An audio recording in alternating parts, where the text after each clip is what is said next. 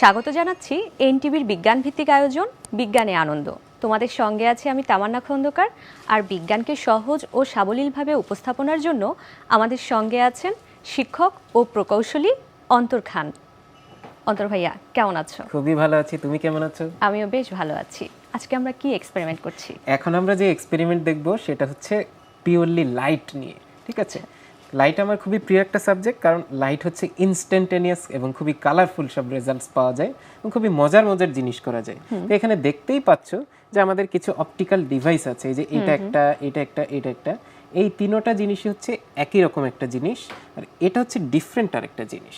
তো এগুলা দিয়েই আমরা আসলে দুই ধরনের লাইটের ফেনোমেনা দেখব, দুইটা বা দুই ধরনের একটা বৈজ্ঞানিক একটা পদ্ধতি দেখব যেটা দিয়ে আলো বিভিন্ন রকম কাজ করে। ঠিক আছে, তো প্রথমে আমরা দেখছি যে এটা আসলে একটা ট্রায়াঙ্গুলার শেপের একটা গ্লাস। তুমি ধরে দেখো, এটা বেশ ভারী।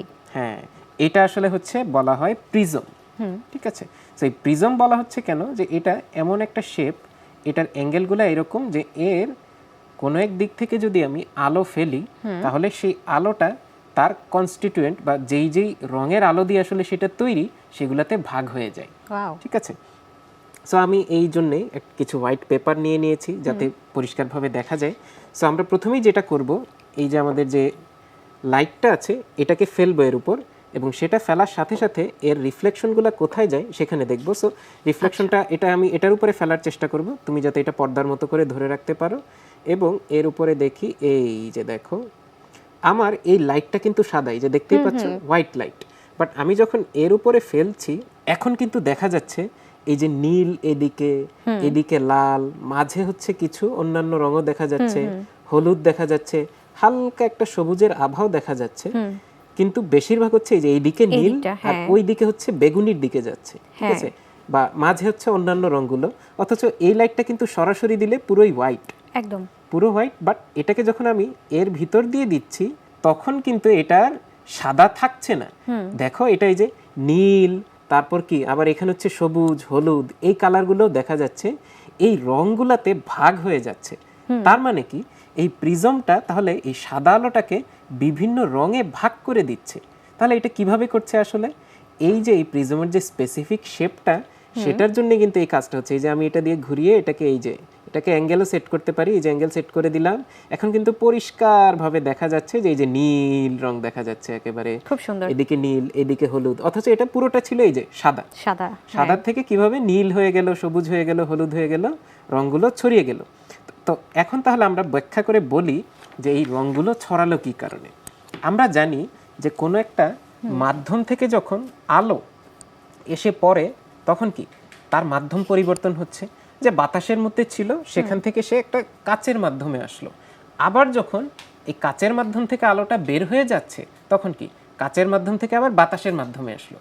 এই যে আলো মাধ্যম পরিবর্তন করছে, কারণ কি আমি আলোটা ফেললাম বাতাস থেকে কাচে, কাচের থেকে আবার বাতাসে, তারপরে এসে তোমার পর্দার উপরে পড়লো এবং কালারটা দেখা গেল তখন। এর মাঝে তাহলে নিশ্চয়ই এমন কিছু হয়েছে যেই জন্য আমার সাদা আলোটা ভেঙে সবগুলো কালারে ছড়িয়ে গেল। একদম আলোটা এসে যখন পড়লো তার কি সেখানে বলা হয় রিফ্র্যাকশন হয় বা প্রতিসরণ। আলোর প্রতিসরণ হচ্ছে এখানে যখন এক মাধ্যম থেকে আরেক মাধ্যমে আসলো। প্রতিসরণ হলে কি হয়, আলো তার দিক পরিবর্তন করে ফেলে। তার মানে সে যেই অ্যাঙ্গেলে এসে পড়েছিল সেই অ্যাঙ্গেল থেকে সরে যাচ্ছে। এখন এই অ্যাঙ্গেলের পরিবর্তনটা নির্ভর করে সে কি রঙের আলো সেইটার উপরে। তাহলে কি, যদিও এখানে সাদা রঙের আলো ছিল, এই যে আমি সাদা আলো ফেলছি, কিন্তু যখনই সেই সাদা আলোটা এখান থেকে আসলো এবং এসে এর ভিতর দিয়ে গেল তখন কি হচ্ছে, এর আসলে নীলটা তাহলে কি সবচেয়ে বেশি বেঁকে যাচ্ছে, কারণ আমি দিচ্ছি এদিক থেকে এসে সবচেয়ে বেশি বেঁকে গেল, বেঁকে নীলগুলো এদিকে চলে আসলো। কিন্তু এই যে লাল, যে একেবারে শেষে দেখো সামান্য একটু লাল দেখা যাচ্ছে, লালটা কিন্তু খুব বেশি বাঁকেনি, সে যেদিক থেকে যাচ্ছিল অল্প একটু বেঁকেছে। তাহলে কিন্তু রঙের উপর ভিত্তি করে এই আলো যে বেঁকে যায় এটার আমরা একেবারে চাক্ষুষ প্রমাণ পেলাম। এবং এই সাদা আলোটা কিন্তু এর মধ্যে যে আসলে বিভিন্ন রঙের আলোগুলা ছিল সেগুলা বেঁকে বেঁকে যাচ্ছিল, এবং নীলটা সবচেয়ে বেশি বেঁকে গেল, এই জন্য নীল চলে গেল এইদিকে, এবং লালটা সবচেয়ে কম বেঁকে গেল, সেই জন্য লাল চলে আসলো এইখানে, এই যে এখানে দেখা যাচ্ছে। এজন্যই কিন্তু আমাদের রঙগুলো আলাদা হয়ে ছড়িয়ে গেল। তো এই প্রিজম দিয়ে এভাবে রং আলাদা করা যায় এবং কালারের অ্যানালাইসিস করা যায় যে আমাদের আসলে যেই আলোটা ছিল তার ভিতরে আসলে মূল মূল কি কি রঙের আলোটা ছিল। এবং এটা কিন্তু সায়েন্সের ক্ষেত্রে খুবই খুবই খুবই ইম্পর্টেন্ট, বিভিন্ন জায়গায় কাজে লাগে। যে কোনো একটা গ্যাসের স্পেকট্রাম নেই, এরকম চাইলে গ্যাসকে বার্ন করে বা বিভিন্ন রকম মেথড ইউজ করে স্পেকট্রাম পাওয়া যায়, লাইটের স্পেকট্রাম, যে আমরা এরকম একটা ম্যাটেরিয়াল যেটা আননোন সেখান থেকে একটা স্পেকট্রাম পাবো। এখন আমার কথা হচ্ছে যে বিভিন্ন রঙের আলো যেহেতু বিভিন্ন এনার্জির আলো, তাহলে আমরা যদি আসলে সেই স্পেসিফিক এনার্জিটাকে জানতে পারি তাহলে ওইখানে কি কি ম্যাটেরিয়ালস আছে আমরা সেটাও জানতে পারবো। খুবই মজার জিনিস। তো এই প্রিজমকে ব্যবহার করে আমরা আসলে সেই আলোটাকে ছড়িয়ে ফেলি, ঠিক আছে? এটা হচ্ছে মানে ব্যাগ খুলে ফেলার মতো, যে একটা প্যাকেটের ভিতরে লুকিয়ে ছিল, কি ছিল জানি না, কিন্তু এইটা হচ্ছে সেই প্যাকেটটাকে খুলে ফেলতে পারলো, সেই প্যাকেটটাকে খুলে ছড়িয়ে দিল আমাদের চোখের সামনে। তখন আমরা বুঝতে পারলাম ও আচ্ছা, এর ভিতরে আসলে এইরকম আলোগুলা ছিল। এবং সেটা কিন্তু তখন আমাদেরকে ইনফরমেশন দিবে যে কি কি ম্যাটেরিয়ালস সেখানে থাকতে পারে বা কি কি ধরনের রিঅ্যাকশনস হচ্ছে, সেটা এরকম প্রিজম দিয়ে অনেক ইম্পর্টেন্ট কাজ করা যায়। তো এইটা গেল আমাদের এক ধরনের লাইটের এক্সপেরিমেন্ট, সেটা হচ্ছে প্রতিসরণ, ঠিক আছে, বা এটাকে বলা হচ্ছে রিফ্র্যাকশন। আচ্ছা, এবার তাহলে অন্য আরেকটা জিনিস দেখবো। এখানে আমার খুব একটা মজার চশমা, এটা চোখে পড়লে হচ্ছে খুবই মজার রং দেখা যায়। যদি এটা আমরা ক্যামেরায় তার পরিয়ে দেখাতে পারছি না, কিন্তু আমরা যেটা করতে পারবো, এদিক থেকে আলো দিলে বন্ধুরা দেখতে পাবে আসলে যে এখানে কি হচ্ছে, ঠিক আছে? আমি যখন এই পাশ থেকে আলো দিচ্ছি তখন দেখো এটা কি হচ্ছে, অনেকগুলো আলোতে ভাগ হয়ে যাচ্ছে। যে আমি যদি এখানে পর্দায় ফেলি, আবার তুমি পর্দাটা ধরো, কাগজটা ধরো, তাহলে দেখো এখানে কিন্তু এই যে এরকম ডিজাইন তৈরি হচ্ছে, তাই না? একটা আলো অনেকগুলো আলোতে তো ভাগ হচ্ছেই। এই যে আমি যখন দেখছি যে আমার কিন্তু শুধু একটা সাদা আলো ছিল, কিন্তু আমি যখনই এটার ভিতরে দিলাম আমার কিন্তু অনেকগুলো আলোতে ভাগ হয়ে যাচ্ছে এটা, তাই না? এই যে এরকম দেখা যাচ্ছে যে অনেকগুলো আলোতে ভাগ হয়ে যাচ্ছে। এবং এটা সবচেয়ে ভালো দেখা যায় সরাসরি তাকালে। যে সরাসরি আমি যখন তাকাচ্ছি ক্যামেরার দিকে, তখন আমরা ধরলাম এটা, তখন কিন্তু দেখা যাচ্ছে যে ছোট ছোট অনেকগুলো আলোতে সে ভাগ হয়ে যাচ্ছে, দেখা যাচ্ছে, হ্যাঁ, অনেকগুলো আলোতে সে ভাগ হয়ে যাচ্ছে এবং বিভিন্ন কালারগুলোও ভাগ হয়ে যাচ্ছে। কিন্তু এটা কিন্তু শুধু যে রিফ্র্যাকশনের কারণে হচ্ছে তা কিন্তু না, এটাকে বলা হচ্ছে ডিফ্র্যাকশন, ঠিক আছে? ডিফ্র্যাকশন গ্রেটিং ব্যবহার করা হয়েছে এখানে, যে কারণে আলো হচ্ছে বিভিন্ন অংশে ভাগ হয়ে যাচ্ছে, মাল্টিপল এরকম ইমেজ দেখা যাচ্ছে এবং কালারগুলোও ভাগ হয়ে যাচ্ছে, ঠিক আছে? তাহলে এবার আমরা যদি আরেকটা জিনিস দিয়ে আরো পরিষ্কারভাবে এটা আসলে বোঝা যায় যে এটা যে আসলে ডিফ্র্যাকশন হচ্ছে, সেটা এই লেজার দিয়ে। আমরা যখন এই লেজার পয়েন্টারটা ধরি, এই যে কাগজের উপরে ধরলাম, দেখি আবার আমরা পর্দাটা ধরি, এই যে দেখো জাস্ট একটা পয়েন্ট, তাই না? লেজারের একটা লেজার পয়েন্টার দেখা যাচ্ছে, কিন্তু যখনই আমি এর ভিতর দিয়ে দিলাম আমার কিন্তু ইমেজ অনেকগুলা হয়ে গেল, তাই না? একেবারে পরিষ্কার দেখা যাচ্ছে এবার যে এটা কিন্তু সে আগের মতো এবার আর না, তাই না? রিফ্র্যাকশন হলে কি হতো, আলোটা বেঁকে যেত, একদম আলোটা বেঁকে যেত, কিন্তু ইমেজ একটা ছিল, একটাই থাকতো, তাই না? কিন্তু এবার কিন্তু ইমেজ আর একটা নেই, ইমেজ হয়ে গেছে অনেকগুলো। তার মানে এখানে নিশ্চয়ই অন্য কিছু হচ্ছে। অন্য কিছু বলতে এখানে আসলে হচ্ছে ইন্টারফিয়ারেন্স বলা হয়। কারণ এই যে এই পর্দাটা আসলে খুব স্পেশাল একটা পর্দা, যেটা প্লাস্টিকের তৈরি, কিন্তু এর গায়ে আসলে খুব ছোট ছোট ছোট ছোট এরকম দাগ কাটা আছে। এমন ভাবে দাগগুলো কাটা আছে যাতে এর ভিতর দিয়ে আলো গেলে সেটাকে এভাবে ছড়িয়ে ফেলতে পারে এবং একটা ছবি বা একটা যে কোনো ইমেজকে সে অনেকগুলো ইমেজে ভাগ করে ফেলতে পারে। কারণ এখানে তখন আলোর ইন্টারফিয়ারেন্স বা একের ওপর আরেকের পতন হয়, ঠিক আছে? আলোগুলা ভাগ হয়ে যায় প্রথমে, তারপর আবার একে অপরের সাথে হচ্ছে মিলিত হয়। তো এই আলোটা যখন ওয়েভের মতো কাজ করে, যেমন পানির উপরে যখন ওয়েভ হয় কি হয়, একটা ওয়েভ আরেকটার সাথে মিলে নতুন বড় ওয়েভ তৈরি করে, কিছুটা সেরকম একটা ব্যাপার হয়। এবং সেটা হওয়ার কারণে যেটা হয়, ইন্টারফিয়ারেন্স নামে একটা ফেনোমেনা তৈরি হয়। তো আমরা কিন্তু দুই ধরনের আলোর ফেনোমেনা দেখলাম, একটা হচ্ছে যে আমাদের প্রতিসরণ, সেটা দিয়ে কি কি হচ্ছে এবং সেটার কাজ কি, আবার হচ্ছে যে ডিফ্র্যাকশন, সেটা দিয়েও কিন্তু আমরা দেখতে পাচ্ছি যে এটা অন্যভাবে আলোকে আবার অ্যানালাইজ করছে এবং আলাদা করে ফেলছে। তো কেমন লাগলো? বেশ ভালো লেগেছে ভাইয়া। তবে এবার আমরা কি এক্সপেরিমেন্ট করছি? হ্যাঁ, এখন আমরা দেখব হচ্ছে রেডিও কমিউনিকেশন। যেহেতু রেডিও কমিউনিকেশনটা বেশ কমপ্লেক্স, এজন্য আমি হচ্ছে প্রিবিল্ট একটা রেডিও রিসিভার এবং রেডিও ট্রান্সমিটার নিয়ে এসেছি। এটা দিয়ে আমরা একটা রেডিও কমিউনিকেশন করে ডেমো দেখাবো। বাট সেটা দেখানোর আগে আমি আসলে এই পার্টগুলোকে একটু এক্সপ্লেইন করে নিতে চাচ্ছিলাম। সো এটা হচ্ছে আমাদের রিসিভার পার্টটা। এখানে দেখতে পাচ্ছ যে আমাদের এখানে একটা পেঁচানো তারের মতো আছে, এটা আসলে হচ্ছে আমাদের রিসিভার অ্যান্টেনা। এটাকে চাইলে বড় ছোট করা যায় বা বিভিন্ন শেপ চেঞ্জ করা যায়। তো এরকম যখন এরকম অ্যানালগ টিভি ছিল তখন কিন্তু ওই যে ছাদে মানুষ অ্যান্টেনা দিত বা অ্যান্টেনা নাড়াচাড়া করে সিগন্যাল ধরার চেষ্টা করতো।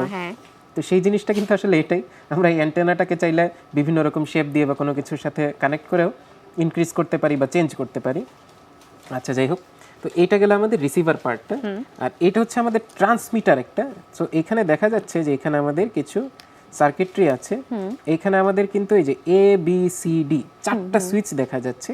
তো এখান থেকে আসলে আমরা 4টা সিগন্যাল সেন্ড করতে পারবো এবং একই সাথে কিন্তু এই যে রিসিভারটা এটাও কিন্তু 4টা সিগন্যাল রিসিভ করতে পারবে একই সাথে, ঠিক আছে। অথচ আমাদের অ্যান্টেনা কিন্তু মাত্র একটাই, এই যে এটা হচ্ছে ট্রান্সমিটার অ্যান্টেনা আর রিসিভার অ্যান্টেনা হচ্ছে এইটা।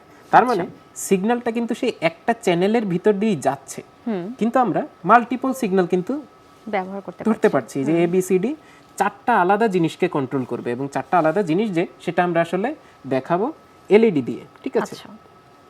তো এখানে আমার কাছে এই যে 4টা এলইডি আছে, এই যে লাল, নীল, হলুদ আর এটা হচ্ছে সাদা, ঠিক আছে। 4টা এলইডি আছে আমার, আমি 4টা এলইডিটাকে এই 4টা সুইচ দিয়ে কন্ট্রোল করতে পারবো এবং একই সাথে কোনোটা চাইলে অফ করতে পারবো, অন করতে পারবো। তো এটা আসলে পসিবল কিভাবে একসাথে 4টাকেই? হ্যাঁ, এটা আসলে পসিবল হচ্ছে আমাদের, কারণ এই যে এখান থেকে যে সিগন্যালটা যাচ্ছে এটাকে এনকোডিং করা হচ্ছে এবং সেই সিগন্যালটা আবার এখানে এসে ডিকোডিং হচ্ছে। আচ্ছা, এই এনকোডিং এবং ডিকোডিং জিনিসটা আসলে কি? সেটা হচ্ছে যে এরকম মাল্টিপল সিগন্যালকে আমরা একটা সিঙ্গেল চ্যানেলের ভিতর দিয়ে যখন পাঠাচ্ছি, তার মানে এমনভাবে আসলে আমাকে সিগন্যালটা দিতে হবে যাতে এই 4টাই একটা তথ্যের প্যাকেটের ভিতর করে যায় এবং সেই প্যাকেটটা আবার এর কাছে আসে, ঠিক আছে। এইটা যখন কি করবে, এই প্যাকেটের সিগন্যালের প্যাকেটটা পাবে তখন সেটাকে আবার সে খুলবে, খুলে দেন হচ্ছে কোনটা কোন সিগন্যাল সেটাকে আলাদা করবে এবং এই পিনগুলো দিয়ে তখন সে আউটপুট হিসেবে দিবে। সো চলো আমরা সেটার কানেকশনটা দেখে নিই। এখন কানেকশনটা দেখতে হবে এরকম, আমাদের যে রিসিভারটা আছে এর কানেকশন হবে এইরকম, যে আমাদের এই যে সার্কিটটা দেখতে পাচ্ছি খুবই রুডিমেন্টারিটি এটা আঁকা হয়েছে, যে এই যে আমাদের অ্যান্টেনাটা আছে এখানে, এই যে এখানে হচ্ছে গ্রাউন্ড আছে, তার মানে আমাদেরকে গ্রাউন্ডের পাওয়ার সাপ্লাইটা দিতে হবে। আমরা এই ব্যাটারিটা ইউজ করব, ব্যাটারি প্যাকটা, এটার গ্রাউন্ড কানেকশন দিব, তারপর এটার ভিসিসি তার মানে ভোল্টেজ সাপ্লাইটা দিব, অ্যাবাউট 5 ভোল্টস দিলেই হবে। তারপর কি আমাদের এই যে এলইডি 4টা যে আছে, এই 4টা এলইডি 4টা পিনের সাথে কানেক্ট করব এবং সেগুলো হচ্ছে একটা কমন গ্রাউন্ডে দিয়ে গ্রাউন্ডিং করে দেব, তাহলে এইগুলাকে আলাদাভাবে কন্ট্রোল করা যাবে। সো চলো এখন আমরা কানেকশনটা দিয়ে ফেলি। আমরা প্রথমেই এই যে আমাদের যে বোর্ডটা আছে এই বোর্ডে এটাকে কানেক্ট করে নিলাম। সো আমরা এই এক পাশ থেকে করি তাহলে আমাদের কাউন্টিংয়ে সুবিধা হবে। এইটার সাথে এটাকে বসিয়ে দিলাম পিনগুলোতে, ঠিক আছে, যাতে এটা এভাবে সবগুলো পিনের সাথে কানেক্ট হয়ে যাবে। ওকে, তার মানে এখন এই যে 4টা এটা পিন আছে এবং 2টা পাওয়ার সাপ্লাই পিন আছে, ঠিক আছে। এই যে এখান থেকে দেখো লেখা আছে গ্রাউন্ড 5 ভোল্ট D0 D1, তার মানে ডেটা 1 ডেটা মানে ডেটা 0 ডেটা 1 ডেটা 2 ডেটা 3, 4টা ডেটা পিন আছে এবং 2টা পাওয়ার পিন আছে, এই যে গ্রাউন্ড এবং ভিসিসি, এই যে pin number 1 pin number 2। So আমরা প্রথমেই কি করব, তাহলে এই পিনগুলোতে পাওয়ার দিব। সো মানে পাওয়ারের লাইন দেওয়ার জন্য আমরা সিস্টেম করে রাখবো, এই যে গ্রাউন্ড যেটা আছে, এই যে প্রথম পিনটা এটা হচ্ছে গ্রাউন্ড, এই যে প্রথম যেটা এটাতে গ্রাউন্ডে আমরা সাপ্লাই দিয়ে রাখবো, এই যে এখানে নেগেটিভ সেটা হচ্ছে গ্রাউন্ড দিয়ে রাখলাম। এরপর তারপরে কি ভিসিসি যেই সাপ্লাইটা দিতে হবে আমার সেকেন্ড যে পিনটা সেইটা নিব এবং নিয়ে আমরা কি করব এই ব্যাটারিতে সাপ্লাই দিয়ে রাখবো। ওকে, তাহলে এই যে আমাদের এইখানে ব্রেডবোর্ডে যে মাইনাসে দিয়েছি গ্রাউন্ড আর প্লাস যেটা প্লাসে দিয়েছি আমাদের ভোল্টেজ সাপ্লাই। ওকে, কানেক্ট করে রেখে দিলাম। এখন আমাদের কি এলইডি গুলাকে কানেক্ট করতে হবে।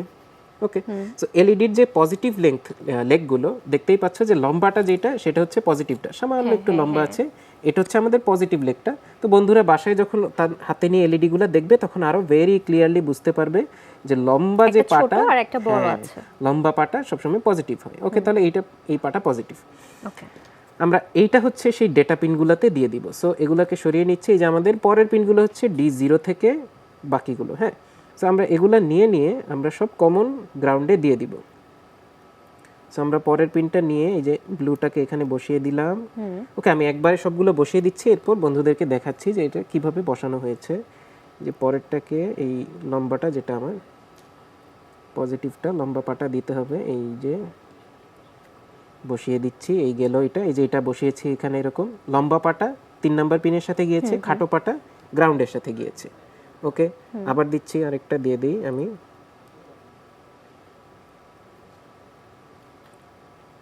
বসিয়ে দিলাম এবং লাস্ট না, সেকেন্ড টু লাস্ট এইটা লম্বা পাটা হচ্ছে পরের পিনটাতে দিয়ে দিলাম, এটা দিয়ে দিলাম, লাস্ট হচ্ছে এটা। পিনগুলো একটু কাছাকাছি, এই জন্য একটু সাবধানে দিতে হচ্ছে। তাহলে আমাদের কানেকশনগুলো দেওয়া হয়েছে, আমি আবার চেক করে দেখে নিলাম কানেকশনগুলো। এখন আমাকে যে কাজটা করতে হবে সেটা হচ্ছে আমাদের এই পজিটিভটা সাপ্লাই দিতে হবে, পাওয়ার সাপ্লাই, এবং নেগেটিভ পাওয়ার সাপ্লাই লাইনটা দিতে হবে। দেওয়ার পর এই ব্যাটারি পাওয়ার সাপ্লাইটা আমাকে কমপ্লিট করে দিতে হবে। ওকে, এখন আমার এটাকে পাওয়ারফুলি দেওয়া হয়ে গিয়েছে। এখন যেটা আমরা ট্রাই করে দেখব যে এইটা রিমোট কন্ট্রোল দিয়ে কাজ করে কিনা। এই যে আমি যখন এ বাটনটা চেপে ধরলাম তখন দেখা যাচ্ছে যে রেড যেটা সেটা সিগন্যাল দিচ্ছে, আবার আমি যখন বিটা চেপে ধরলাম তখন দেখা যাচ্ছে যে হোয়াইটটা সিগন্যাল দিচ্ছে, আবার সি দিলাম ইয়েলোটা সিগন্যাল দিচ্ছে, এই যে দেখা যাচ্ছে। ঠিক আছে, এই যে আমি এটা একটু লুজ হয়ে গিয়েছে, এই যে সিগন্যাল দিচ্ছে। আবার যখন এই যে ডি ধরলাম, ব্লু কাজ করছে, এই যে ব্লুটা সিগন্যাল দিচ্ছে। ঠিক আছে, তার মানে আমার এইখান থেকে আমি যেই বাটনগুলো চেপে ধরলাম, ধরার সাথে সাথে এখানে একটা সার্কিট কমপ্লিট হয়েছে, এবং এর ভিতরে হচ্ছে আরেকটা ট্রান্সমিটার রেডিও আছে, সেখান থেকে রেডিও সিগন্যালগুলো এর ভিতর দিয়ে বের হয়ে আসছে, এবং সেই সিগন্যালগুলো আসলে চারিদিকে ছড়িয়ে যাচ্ছে। আলো যেমন চারিদিকে ছড়িয়ে যাচ্ছে, এটাও যেহেতু ইলেকট্রোম্যাগনেটিক ওয়েভ, এটাও চারিদিকে ছড়িয়ে যাচ্ছে।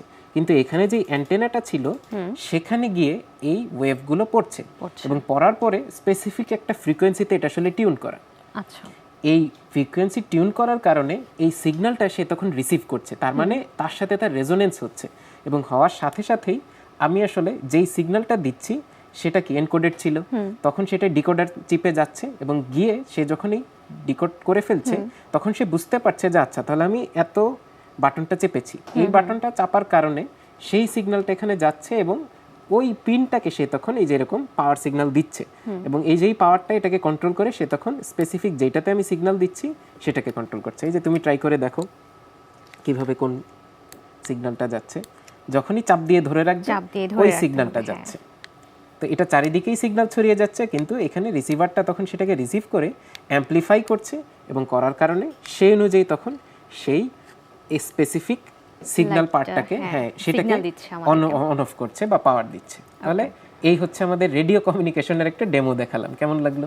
দারুণ লেগেছে, বেশ এক্সাইটিং আমাদের বন্ধুদের জন্য। বন্ধুরা, তোমরা দেখছো এনটিভির বিজ্ঞান ভিত্তিক আয়োজন বিজ্ঞানে আনন্দ। অন্তর ভাইয়া, এবার আমরা কি দেখব? আমরা এবার মজার একটা কাজ করব, সেটা হচ্ছে ম্যাগনেট দেখতে পাচ্ছি। ম্যাগনেট দেখলেই বোঝা যায় যে এক্সাইটিং কিছু একটা হবে। অনেকগুলা ম্যাগনেট এখানে। আমরা এবার ট্রাই করব ম্যাগনেটিক লেভিটেশন। ঠিক আছে, লেভিটেশন মানে আমরা জানি যে মনে হয় ম্যাজিক, যে ভেসে থাকছে কোনো কিছু ছাড়াই, বাট সেটা কিন্তু আসলে পসিবল। কারণ কি, আমাদের লেভিটেশন মানে কোনো কিছুকে ভাসিয়ে রাখা, এবং সেটা তাহলে কি কোনো কিছু নিচে পড়ে যায় কেন? গ্র্যাভিটির আকর্ষণে, তাই না? তাহলে আমাদের কি করতে হবে? আমরা যদি সেই গ্র্যাভিটির আকর্ষণের এগেইনস্টে একটা ফোর্স দিতে পারি এবং সমান পরিমাণ ফোর্স দিয়ে তাকে ব্যালেন্স করতে পারি, তাহলেই কিন্তু আমাদের কোনো কিছু ভেসে থাকতে পারবে।